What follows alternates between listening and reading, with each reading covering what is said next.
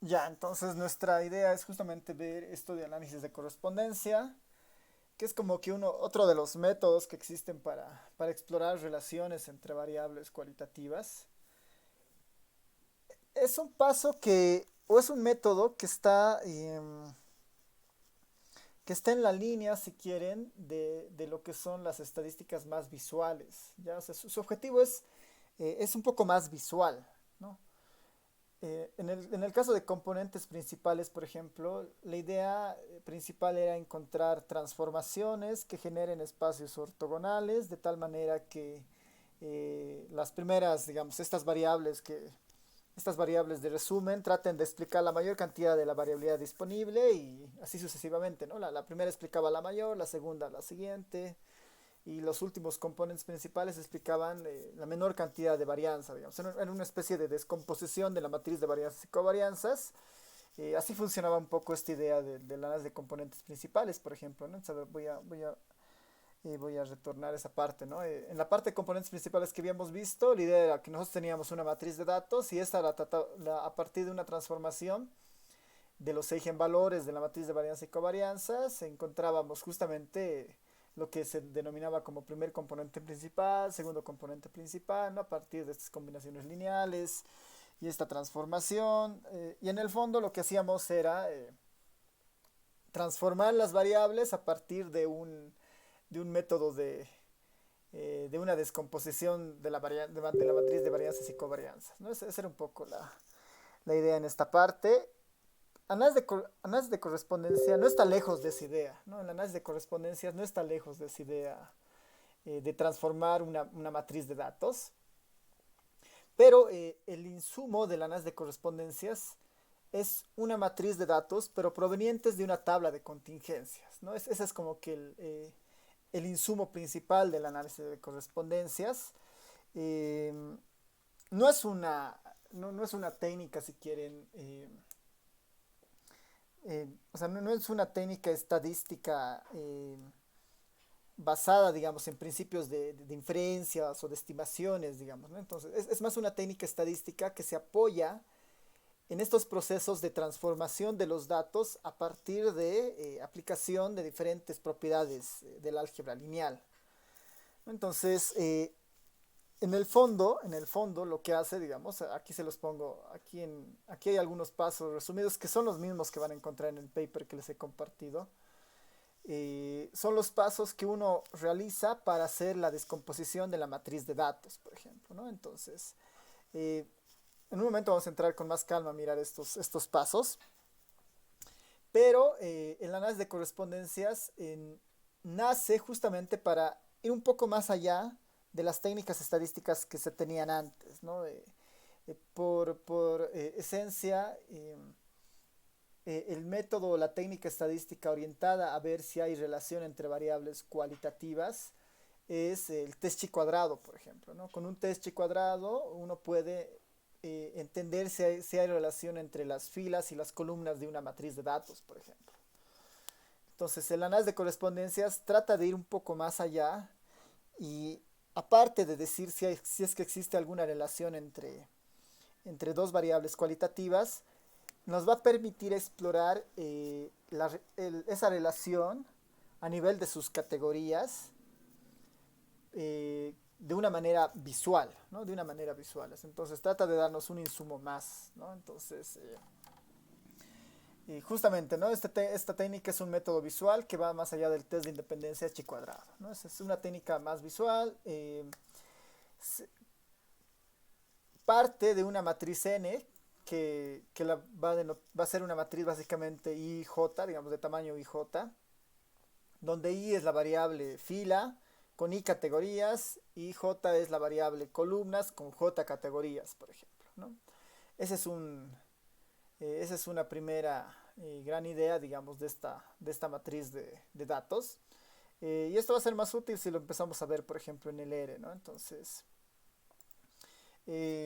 ¿cuál es la idea de esta idea de análisis de correspondencia? Es que yo voy a tener una matriz de datos proveniente de un análisis cualitativo previo, ¿no? Entonces voy a cargar una de las bases de datos que tenemos en el repositorio.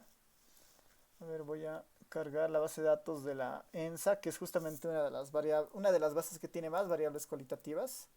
No voy a cargar la base de datos de la ENSA. Y bueno, voy a introducir el código que siempre hacemos en esta parte.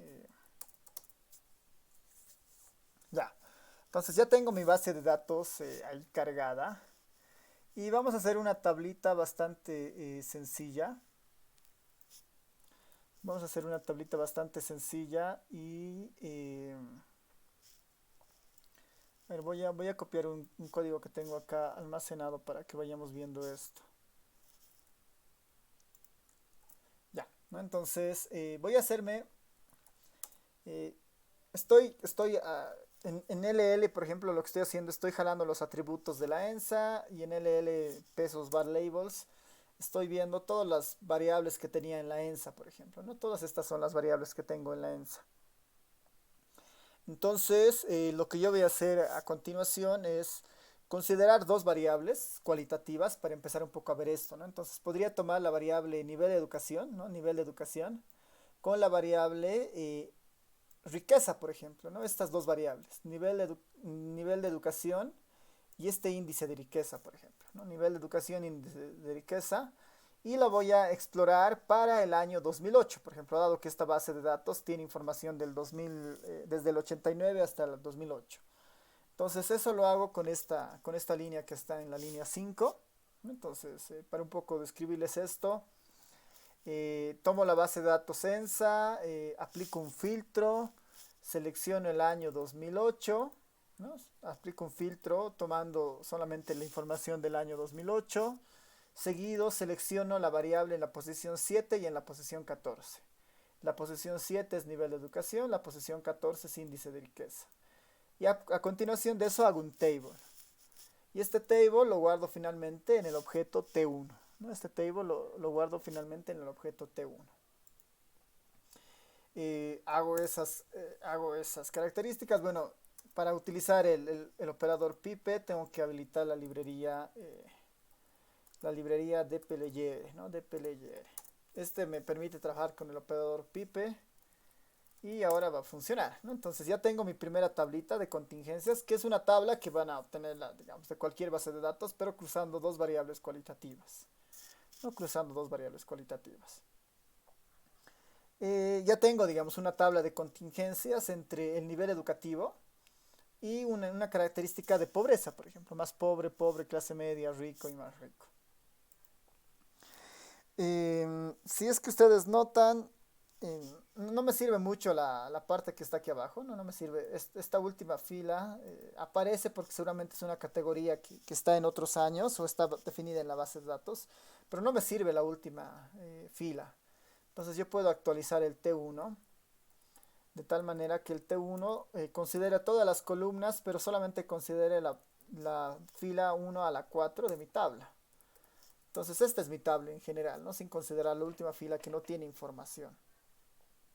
Esta es mi tabla de interés, ¿no? Esta es mi tabla de interés sobre la cual yo puedo empezar a hacer el análisis.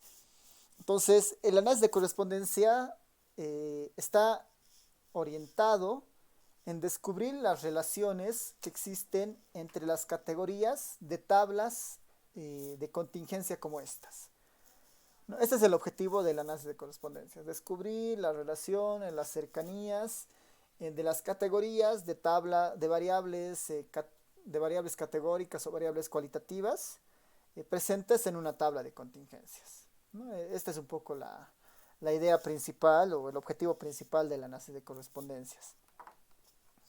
Entonces, si quieren, para empezar a hacer este análisis, antes de decidir si vamos a hacer o no vamos a hacer el análisis de correspondencia, si quieren, el paso cero para hacer esto es verificar, ¿no? Verificar si existe relación o no, si existe relación.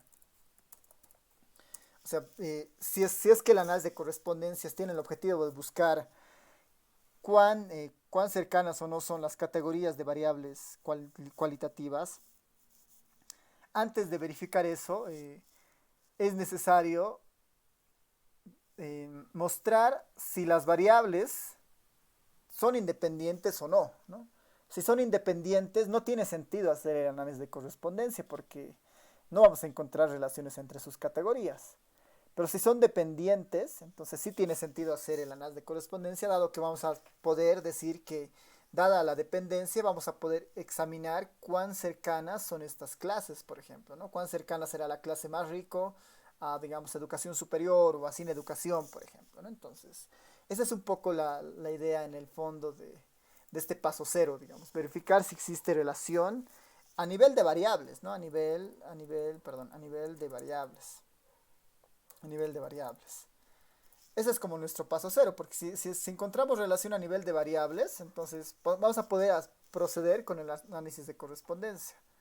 Porque el análisis de correspondencia va a tratar de encontrar relación, pero a nivel de las clases de las variables cualitativas. Entonces, ¿cuál es el paso más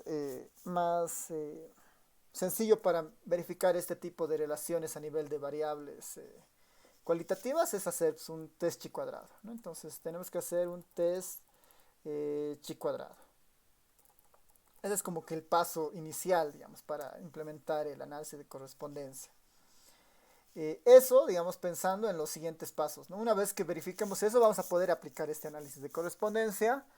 Y el análisis de correspondencia en el fondo es trabajar con esta tabla n de contingencia y empezar a hacer todas estas transformaciones que nos marca acá. Que van a ver que en el fondo muchas de estas relaciones están orientadas en lo que normalmente se obtiene haciendo un test chi cuadrado, por ejemplo, ¿no? Esta relación de acá no es nada más que la forma de la matriz proveniente de una relación chi cuadrado, por ejemplo, ¿no? Esta de acá, ¿no? Entonces, eso lo vamos a ir viendo con más detalle más adelante. Y en el paper, si es que ustedes se van a la página tercera de esta, entre la segunda y la tercera, es la misma matemática que está ahí, digamos, que la pueden buscar en este Greenacre, que es uno de los pioneros, digamos, del método de correspondencia, que es también el autor de este paquete. Así que es como que uno de los documentos más estándar que hay en esta parte de correspondencia, ¿ya? Entonces, antes de empezar a hacer estos pasos que están acá, iremos con el paso cero para verificar si existe o no existe relación, ¿no? Entonces, si nosotros recordamos, ¿no? Si nosotros recordamos, voy a ponerla acá, ¿no? Test chi cuadrado, ¿no? Test chi cuadrado. Van a ver que cualquier página, digamos, acerca del test chi cuadrado parte de la relación, a ver, de un momento, voy a buscar otra de estas páginas más, un poco mejor. Test chi cuadrado de independencia, mejor, ¿no? La prueba chi cuadrado. Esta, por ejemplo, ¿no? Esta que ya la habíamos visto creo que antes. Eh, el test chi cuadrado está principalmente orientado en esta relación, ¿no? Observados menos esperados, todo esto al cuadrado sobre esperados, ¿no? Entonces, esta O es la matriz de observados, esta es la matriz de esperados, y finalmente yo hago una sumatoria sobre todo esto, por ejemplo, ¿no? Ese es en el fondo el test chi cuadrado, que seguramente lo han debido ver en la materia de inferencia, ¿no? Que creo que es uno de los capítulos finales cuando uno ve esta parte de inferencia. Y en el R esto es muy sencillo, simplemente el comando es chisk.test y la entrada de esto es la matriz de contingencias, en mi caso la matriz T1, por ejemplo, ¿no? Este es en mi caso. Ese es el test chi cuadrado, ¿no? No vamos a repasar porque esto normalmente se lo ve en inferencia o en métodos no paramétricos o en estadística no paramétrica. Y en el fondo lo que yo quiero verificar es si existe o no existe algún tipo de relación.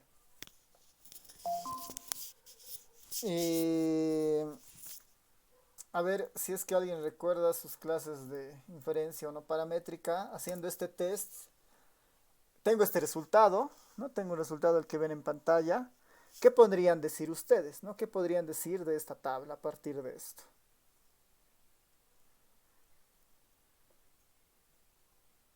podrían decir que son independientes o no son independientes. La variable nivel educativo con respecto a la variable riqueza, ¿no? De esta tabla estamos haciendo justamente el test chi cuadrado. Nivel educativo versus índice de riqueza.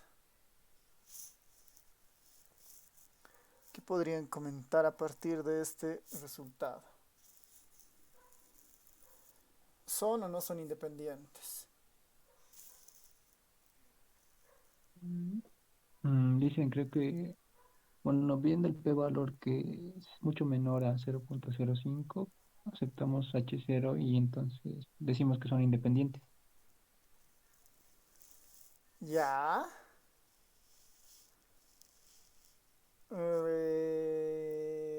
¿Qué dicen? Comenzó a ver, A ver, alguien más que comente. creo que ya me confundí. Sí, son independientes. ¿Son independientes? Ya. Mm -hmm. Ya, ya, está bien. A ver, trataremos un poco Tenemos ahí.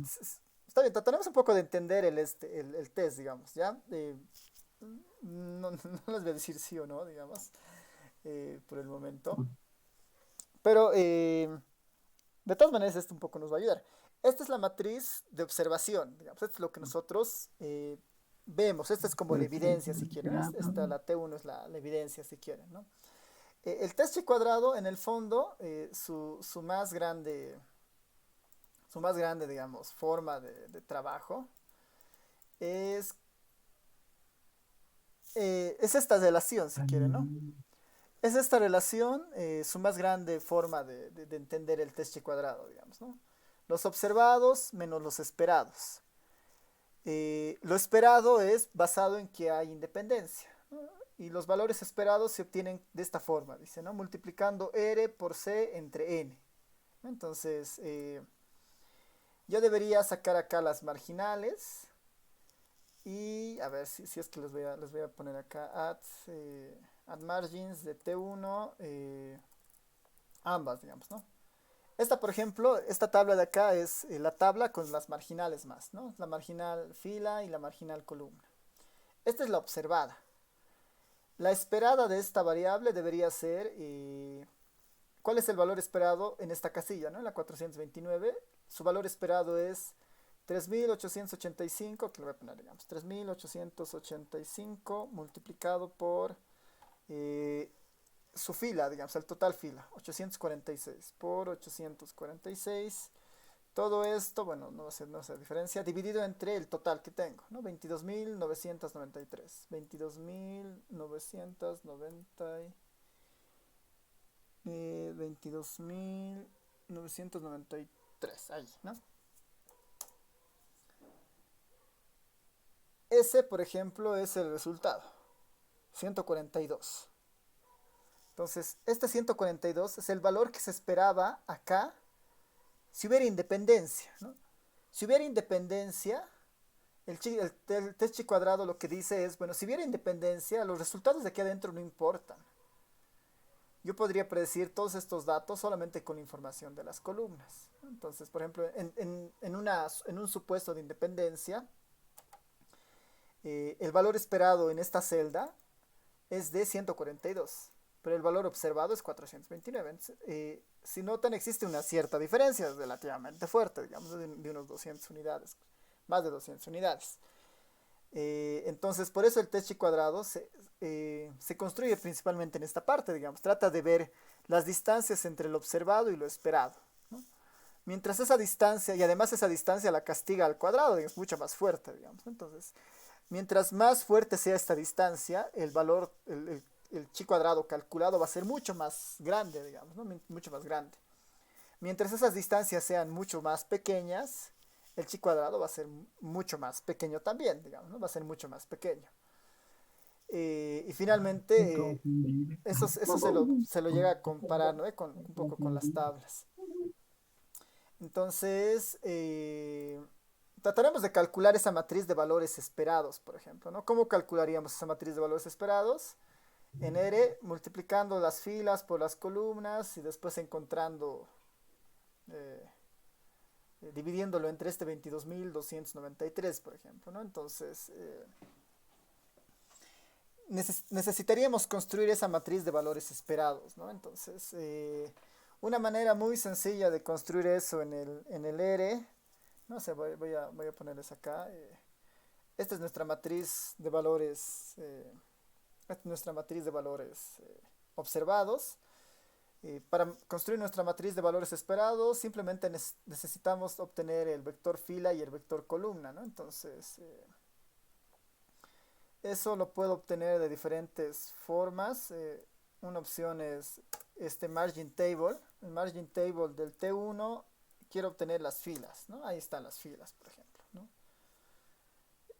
Estas son, si quieren, las filas, las voy a poner como FF, digamos, ¿no? Las filas. Y en CC puedo poner las columnas. Margin table y las columnas.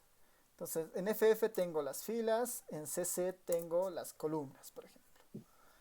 Y en N voy a poner la suma de todo esto, digamos. La suma de FF o la suma de CC va a ser indistinto.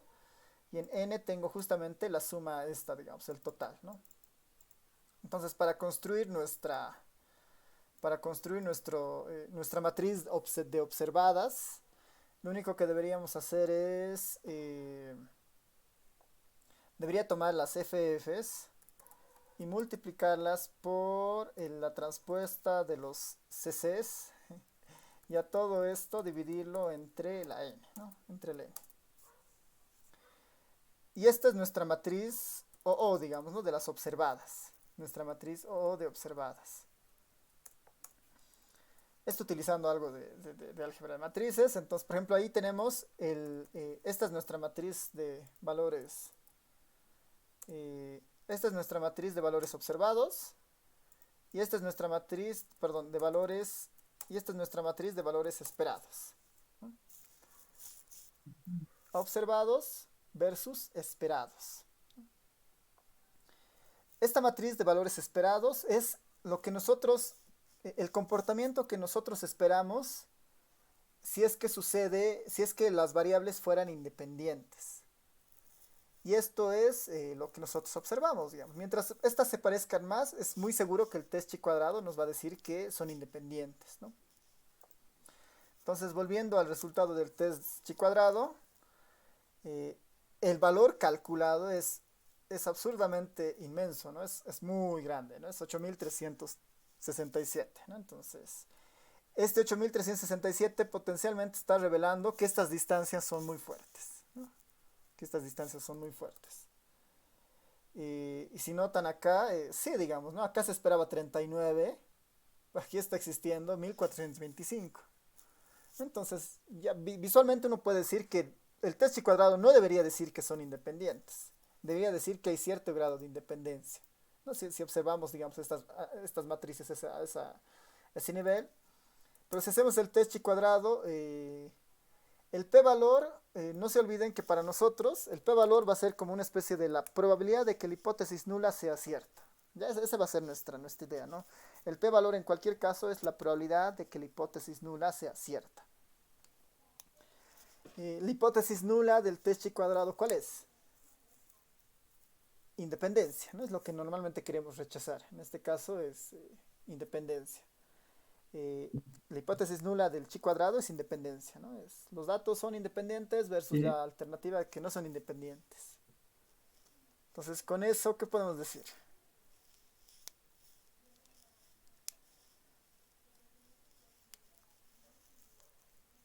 Son independientes, ¿no? ¿O son dependientes?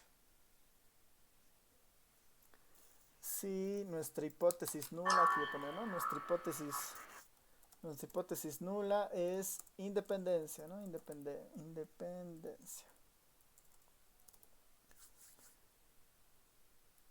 Y nuestra hipótesis alternativa es no son independencias, ¿no? No hay independencia, no independencia. Independencia. ¿Qué dice? Y el p-valor, aquí tal vez para recordarle el p-valor, el p-valor normalmente para nosotros es como una idea de la probabilidad de la hipótesis nula, ¿no? Que la hipótesis nula, la probabilidad de la hipótesis nula. Ese es para nosotros el p-valor, digamos, ¿no? Una especie de...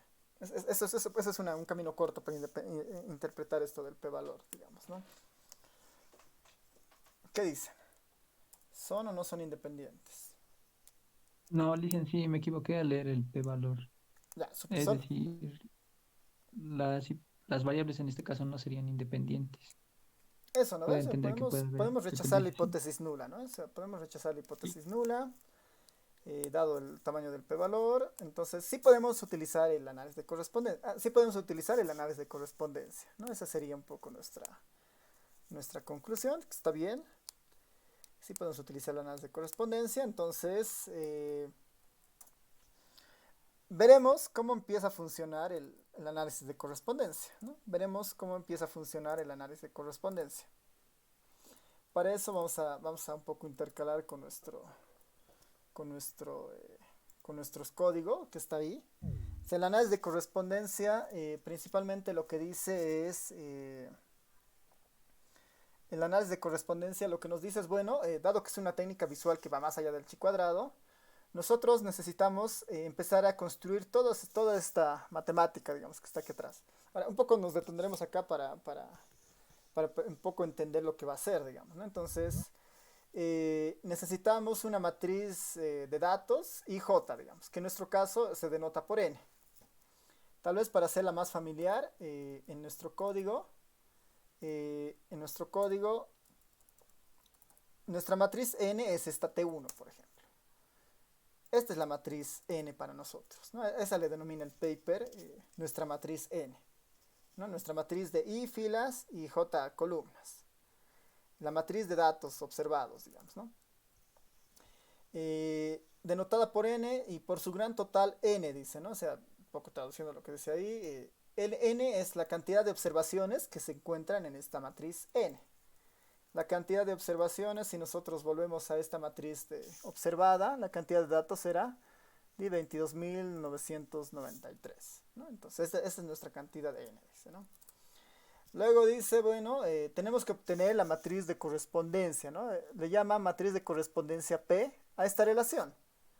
Al n, a la matriz de contingencias, digamos, la matriz con datos absolutos, dividida entre la cantidad de observaciones. A esa le llama la matriz P. Entonces, van a ver que no es nada extraño ahí. Hay una matriz P que es básicamente n, la matriz n dividida entre el n pequeño. ¿Quién puede decir qué es esta matriz P? ¿Quién es? ¿Qué vendría a ser, digamos, para nosotros, ¿no? En esta matriz P.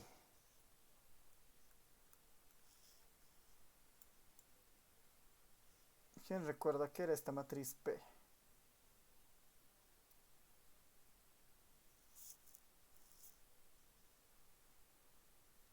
Lo único que he hecho es a nuestra matriz n, que es nuestra tabla de contingencias, lo he dividido entre la cantidad de observaciones que hay. Entonces, ¿cómo se interpretaría esta matriz P?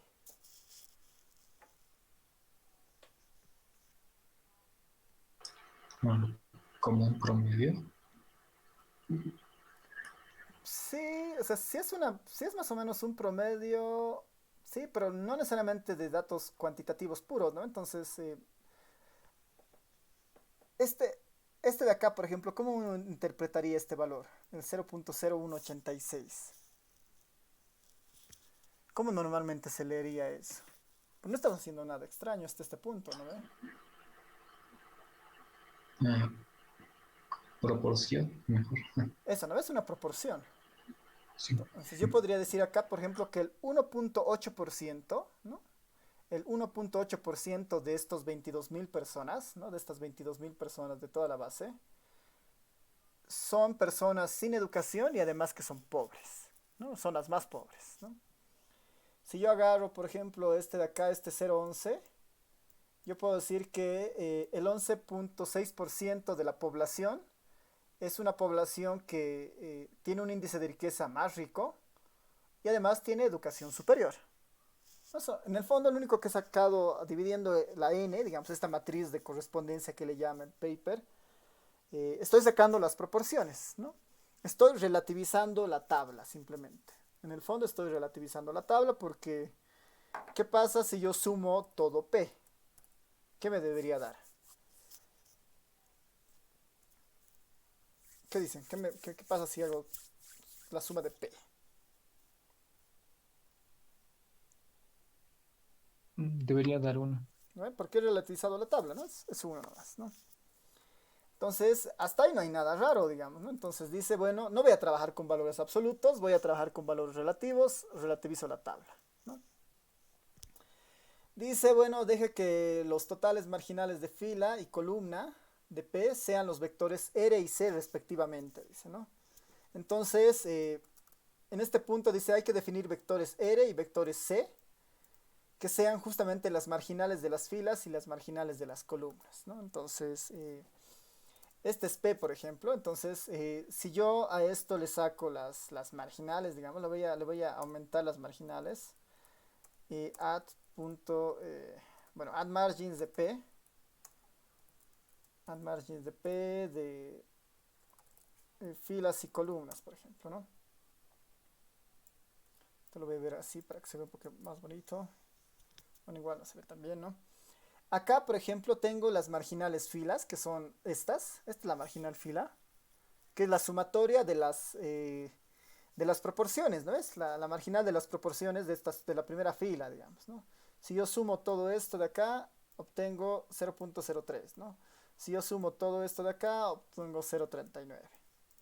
Si yo sumo estos primeros cuatro casos, obtengo la marginal columna, ¿no? 0.16. Si yo sumo estos cuatro, obtengo 0.17, ¿no?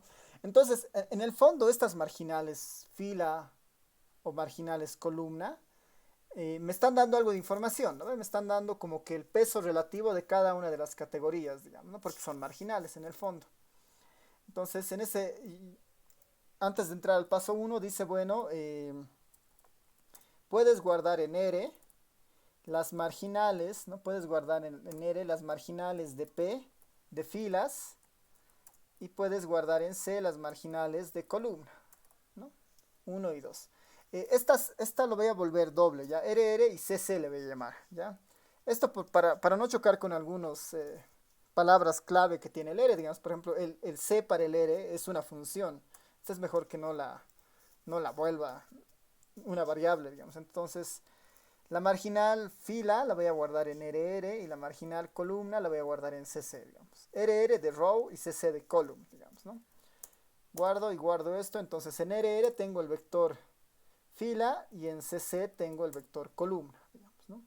Relativizado, ¿no? Lo tengo en información relativizada, digamos, ¿no? Está en términos relativos, digamos, ¿no? Si yo sumo RR, si yo sumo todo lo que está en RR, va a ser siempre que 1. Y si yo sumo el vector de las marginales columnas, va a ser también 1, por ejemplo, ¿no?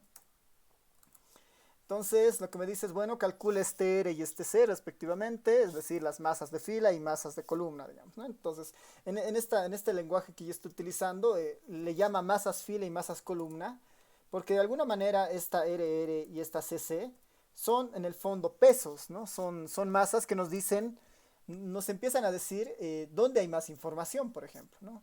Con educación primaria es poco la más pesada, por ejemplo, ¿no? Es porque el 39% de la población tiene justamente esto, ¿no?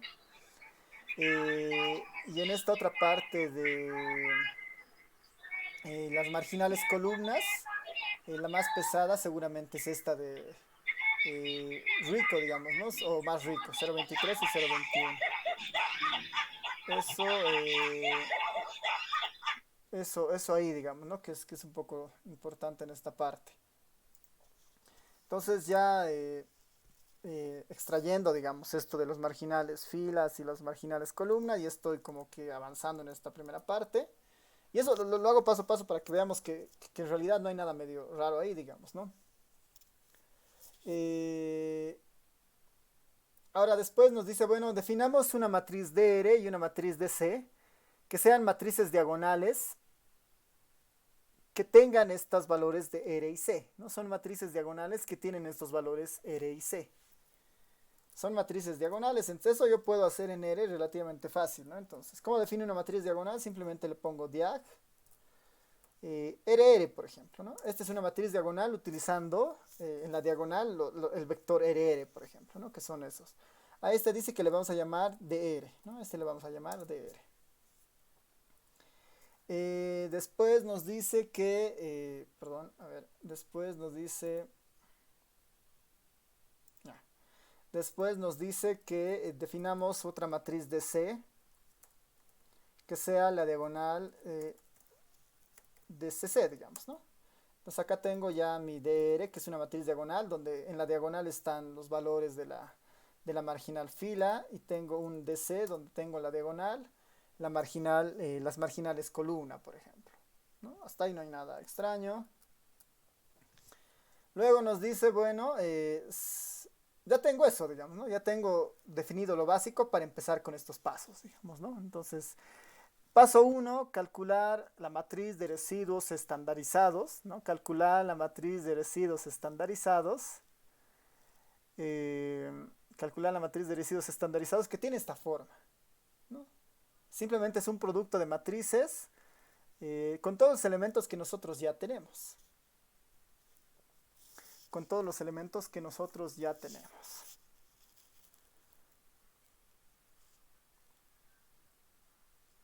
A ver, podemos hacer esto, digamos, ¿no?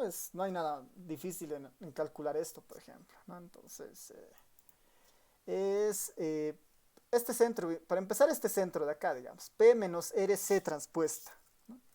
P menos RC transpuesta. P menos RR, ¿no? Por la transpuesta de CC, ¿no? Y esto todo en términos de matrices, ¿no? En producto de matrices.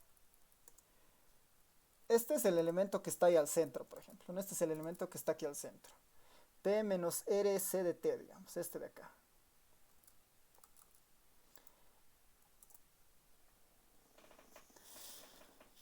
Esa distancia, digamos, ¿no? ¿Qué vendría a ser esto? ¿No? ¿Qué vendría a ser esto para nosotros? ¿Qué está haciendo en el fondo esto, ¿no? Esta primera parte. No se olviden que P, ¿quién es? Son las proporciones, ¿no? Es nuestra tabla relativizada, básicamente, ¿no? Son las proporciones. Pero ¿quién es este RRTC? ¿Quién es para nos? ¿Qué viene a ser esto, no? RR por la transpuesta de CC. ¿Qué viene a ser eso?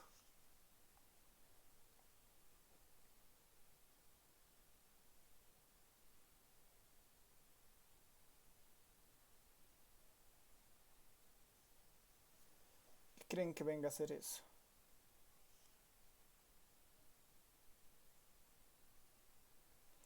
Esto de acá, el RR multiplicado por la transpuesta de CC, no es nada más que la matriz esperada, ¿no? Lo mismo que nosotros calculábamos antes para valores absolutos, ¿no? Esta matriz de valores esperados, que lo habíamos obtenido, ¿no? Y multiplicando la fila por la columna dividido entre el total. Es lo mismo, esta propiedad de acá, RR por la transpuesta de CC, es exactamente la matriz de valores de valores esperados, pero para nuestra matriz relativizada, ¿no? Para nuestra matriz que está en términos relativos. Es exactamente lo mismo, ¿no? Entonces, esta diferencia de acá entre P menos RR de TC, está emulando lo que se hace en la prueba chi cuadrado en el numerador. Está emulando esta distancia. ¿Cuán lejos está lo observado de lo esperado? Eso está tratando de hacer esa primera gran relación, digamos. Lo esperado menos lo observado menos lo esperado, ¿no? Lo observado menos lo esperado. Eso es lo que está haciendo en el fondo esta parte, ¿no? Eso, digamos, para que vean que no tiene nada diferente de lo que hace en el fondo el test chi cuadrado, este análisis de correspondencia, ¿no? En un momento vamos a tratar de entender para qué hace esto, digamos, ¿no? Y por qué le llama matriz de residuos después, ¿no? Siguiendo nuestra relación, dice, después de calcular esta primera, bueno, estamos tratando de calcular esta matriz S, ¿no? A esta matriz S le deberíamos premultiplicar por el D de R a la menos un medio y post multiplicar por la D de C a la menos un medio. Eh, Aquí hay un problema, claro, que ¿qué tal si yo al D de R lo elevo a menos 0.5, ¿no? Que esto es elevado a un medio, digamos, el D de R elevado a menos un medio, ¿no?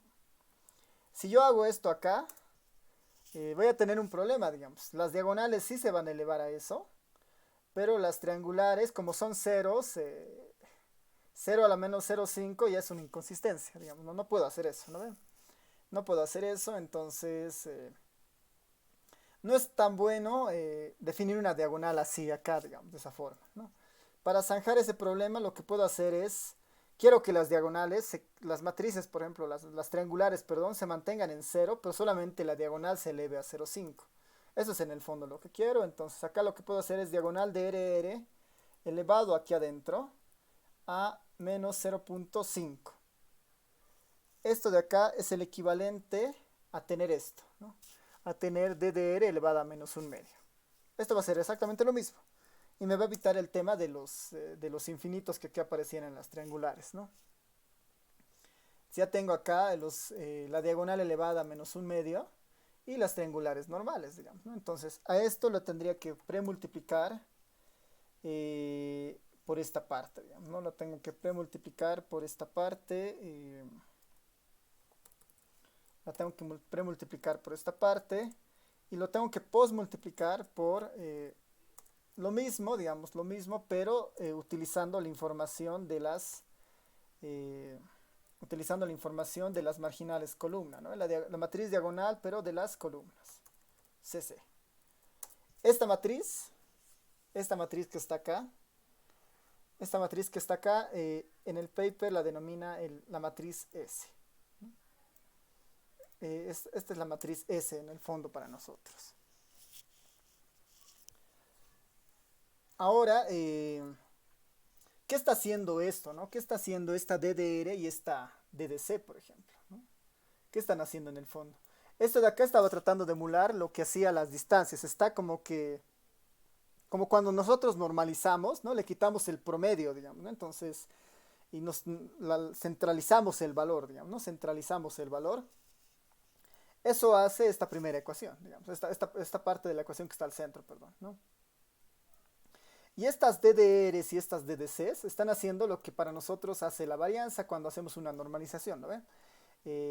Restar la media escala el valor a 0 y dividir entre la varianza rescala toda la varianza a 1, por ejemplo, ¿no? Entonces uno pone la media al 0 y el otro rescala la unidad. Entonces esto está haciendo un proceso similar para tener una especie de valor estandarizado, digamos, ¿no? Por eso son una matriz de residuos estandarizados, porque este es el residuo y al dividirlo entre sus marginales, filas y columnas, lo está estandarizando, ¿ya? Ese proceso de premultiplicar por la fila y postmultiplicar por la columna está haciendo esta simulación, digamos, de un proceso de estandarización, ¿no? Saca escalo al 0, digamos, para diferencio lo observado de lo esperado, y con esto hago la escala para que se estandarice finalmente, digamos, ¿no? Con las marginales filas y con las marginales columnas. Y con eso tengo una matriz S, ¿no? Con eso tengo una matriz S de estas características. ¿Y cuál es la idea de esta matriz S, digamos, ¿no? Que es una matriz que está aislada, si quieren, le hemos limpiado de efectos promedio o de efectos de escala, digamos, ¿no? Los efectos promedio con esta idea de lo esperado y los efectos de escala con esta idea de dividirles entre sus masas, digamos, ¿no? Por eso hace este procedimiento, ¿no? Esa es un poco la propuesta que hace para antes de empezar a hacer los siguientes pasos, ¿no? Calcular esta matriz S, que es finalmente una matriz de estandarización, ¿no? Ya el siguiente paso es mucho más sencillo, ¿no? Una vez que uno tiene esta matriz S, se realiza la descomposición SVD, por ejemplo, ¿no? Ya se realiza la descomposición SVD sobre esta matriz de residuos, ¿no? Se realiza la descomposición SVD sobre esta matriz de residuos. La matriz SVD lo que hace es esta descomposición en el fondo, ¿no? lo que hace la descomposición SVD es descomponer una matriz en tres submatrices. La matriz U, la matriz D alfa y la matriz B. Donde la matriz U tiene una propiedad muy sencilla, ¿no? U transpuesta por U o B transpuesta por B es igual a la identidad, ¿no?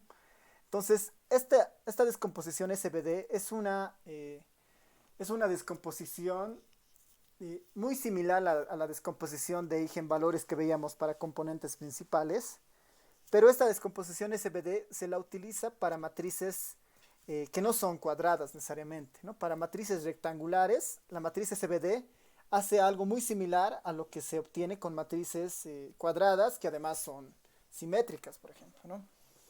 Este SVD se utiliza principalmente para ese tipo de matrices que son rectangulares, con la idea de que transforma el espacio de esta matriz S de tal forma que obtiene vectores, columnas, o si quieres, obtiene columnas que son ortogonales dentro de U y vectores ortogonales dentro de B.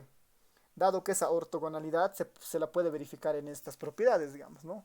U transpuesta por U es identidad, B transpuesta por B es identidad. Eso significa que las columnas en U son ortogonales entre ellas, por ejemplo, ¿no? Entonces genera un espacio ortogonal esta transformación SVD a partir de esta matriz de residuos S.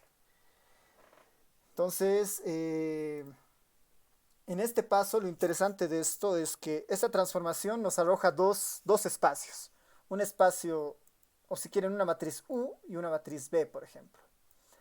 La matriz U tiene información, o sea, tiene una descomposición de la información de las filas de nuestra matriz de residuos, y la matriz B tiene información de la descomposición, pero de nuestra matriz de residuos columna, ¿no? Entonces, la U va a estar ligada a la información de filas y la B va a estar ligada a nuestra información de columnas. Y finalmente, después, ¿no? Después de eso, simplemente hace un rescalamiento, digamos, un rescalamiento para calcular esta matriz F y esta matriz G, por ejemplo. Para calcular esta matriz F y esta matriz G a partir de estos U's y de estas B's, ¿no? A partir de estas U's y de estas B's.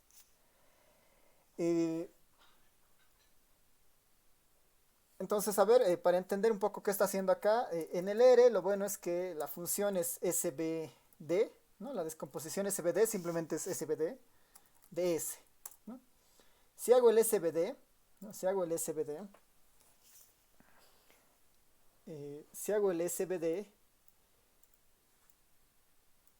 me descompone la matriz D, que vendría a ser este vector D, digamos, que es básicamente esta D de alfa de acá.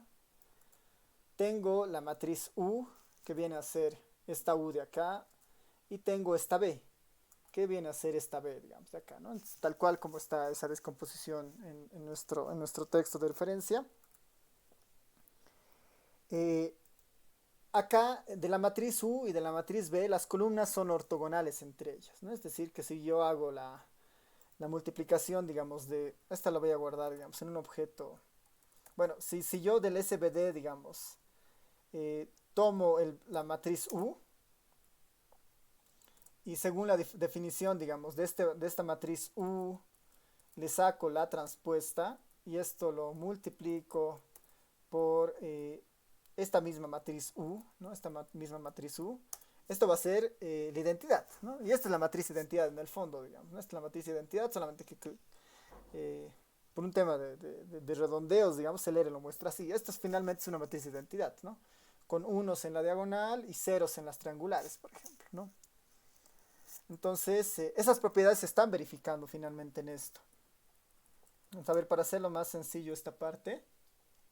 Sí, para hacerlo más sencillo esta parte, por ejemplo, esta es nuestra matriz U. Esta es nuestra matriz B. Y nuestra matriz DA, digamos, simplemente va a ser la matriz diagonal. La matriz diagonal de SVD pesos D, por ejemplo, ¿no? D. Entonces ya tengo mis tres matrices, la U, la B y la DDA, ¿no? Mi matriz U, mi matriz B y mi matriz DDA, que es justamente la diagonal, ¿no?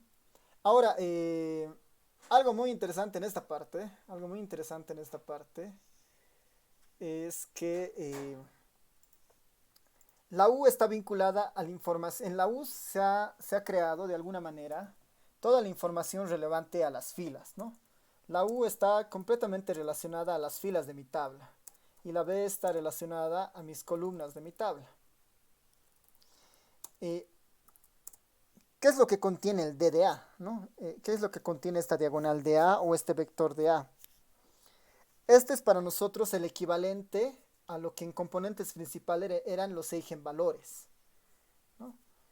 Eran los eigenvalores. Esa es la relación que nosotros podemos tener en este DA. Pero en el caso de correspondencia, a este DA normalmente se le conoce como la inercia o las inercias de cada una de las dimensiones. Entonces, la inercia es un sinónimo para nosotros, ¿no? Es un sinónimo en este caso a lo que es la varianza, ¿no? La inercia es un sinónimo a lo que es la varianza para nosotros. Y esta de acá, digamos, lo que nos está mostrando esto, como es una especie de técnica gráfica en el fondo, correspondencias, el método de correspondencias, lo que nos está tratando de decir es eh, la inercia que existe para cada una de las dimensiones que después podemos transformar, digamos, ¿no? La inercia que existe para cada una de las inercias que podemos transformar, ¿no? Entonces, lejos de, no para, ya para no adelantarnos en esta primera parte, el U son información de filas, ¿no? Se está tratando de capturar toda la información contenida en filas. El B nos está tratando de capturar toda la información contenida en las columnas. Y en el DDA nos está dando una aproximación a la varianza de la información, ¿no? Eso es lo que está haciendo en el fondo. Entonces, para tener un poco claro de qué está haciendo esta descomposición, ¿no?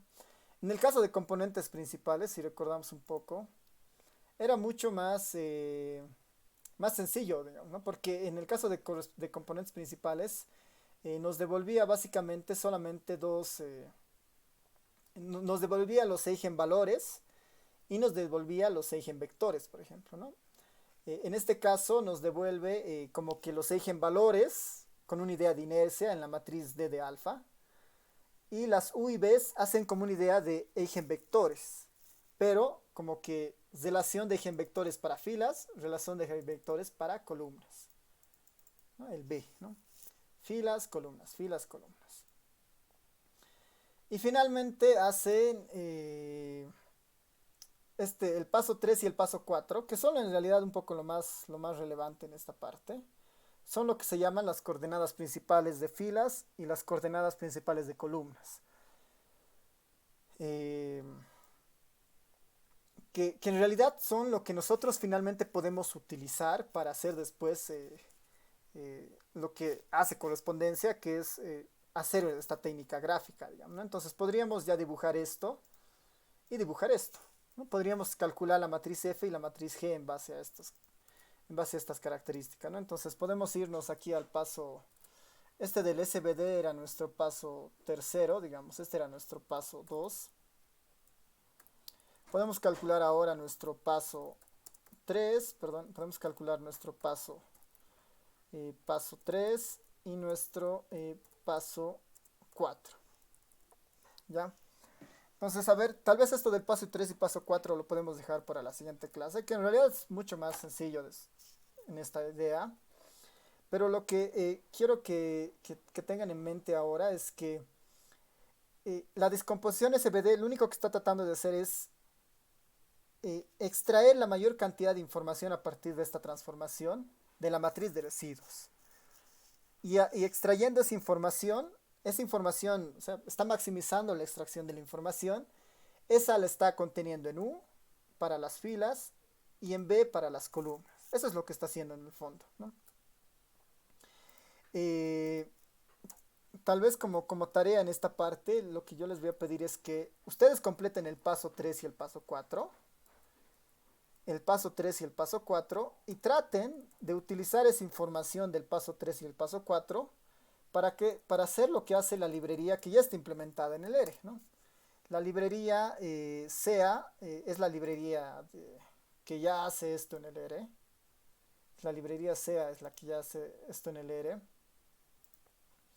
Y la librería SEA es muy sencilla, ¿no? Lo único que necesita es la matriz de datos. En este caso N. En este caso N, y ya me dibuja todo lo que yo necesito, o sea, toda la información que nosotros hemos ido sacando paso a paso, ya está en esta librería SEA explotada, digamos, ¿no? Acá está este principio de inercia, que van a ver que no es nada más que... acá está, por ejemplo, la inercia principal, si quieren, ¿no? Que en el fondo no es nada más que nuestra matriz de Eigen, nuestro vector D, por ejemplo, ¿no? Nuestro vector D. Y aquí obtiene algo más de información, ¿no? Pero en el fondo, ¿qué es lo que hace en el método de correspondencia? Lo que yo quisiera es que ustedes traten de explorar, ¿no? Traten de explorar siguiendo esos pasos y cómo obtendrían un gráfico similar a esto. Similar a este, ¿no? Si notan, en dos líneas puedo hacer lo que estaba en el paper, digamos, ¿no? La librería y el plot del CADN. Acá, por ejemplo, la pregunta es ¿de dónde está saliendo toda esta información? ¿No? ¿De dónde está saliendo toda esta información? Y lo que yo les pediría para la siguiente clase es traten de construir este mismo gráfico, pero utilizando la información que está contenida en el paso 3 y 4, porque básicamente este gráfico proviene de del paso de las coordenadas principales fila y las coordenadas principales columna. La pregunta es de cuáles, ¿no? Porque esta es una matriz en el fondo. ¿Qué se estará utilizando y por qué se estará utilizando eso para calcular esto, por ejemplo, ¿no? Acá dice, por ejemplo, si se dan cuenta, la dimensión 1, 88.9. La dimensión 2, 10.7. ¿De dónde vienen esos valores, por ejemplo, ¿no? De esta librería. Entonces, lo que yo les voy a pedir es que calculen estos pasos 3 y pasos 4. Traten de graficar esto de la misma forma o algo muy parecido. Y trataremos de entender de dónde vienen estas dimensiones 88.9 y 10.7, por ejemplo, ¿no? Entonces, van a darse cuenta que en el fondo esto está muy relacionado a las inercias que venía de la matriz DDA. La pregunta es quién es esta fila y quién es esta columna, ¿ya? Entonces traten de mirar lo que saca la librería CA y traten de enfocarse un poco en lo que habíamos dicho, ¿no? El U está vinculado a las filas, el B está vinculado a las columnas y el DDA está vinculado a la varianza. En el fondo el U dibuja el eje X, el B dibuja el eje Y, y la explicación de por qué utilizar una dimensión o dos dimensiones está contenida en el DDA, por ejemplo. Vamos a ver, para la siguiente clase del día lunes de esto del avance, traten de completar estos pasos, ¿ya? No sé si tienen dudas, preguntas en alguna parte de esto que hemos ido armando.